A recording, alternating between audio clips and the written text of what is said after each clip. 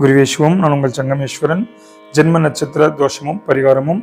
சித்திரை முதல் 3 பாதங்கள் பிறந்த குழந்தைக்கு அதன் தாயாருக்கு, தந்தை மற்றும் சகோதரர்களுக்கு தோஷத்தை ஏற்படுத்தும். 2வது பாதத்தில் முதல் 6 நாளிகைக்குள் எனின் குழந்தையின் அன்னைக்கு மிகவும் தோஷத்தை ஏற்படுத்தும்.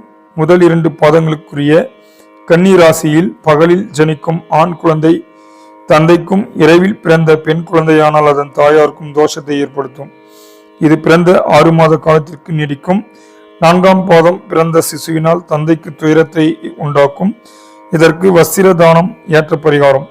இந்த நட்சத்திரத்தில் பிறந்தவர்கள் இந்திரனை வழிபட வேண்டும். திருவண்ணாமலையில் கிழக்கு திசையில் உள்ள அஷ்டலிங்கங்களில் முதல் லிங்கமான இந்திரலிங்கத்தை வழிபாடு செய்ய செல்வம், செல்வாக்கு, பதவி உயர்வு முதலியவை இவர்களுக்கு கிடைக்கும்.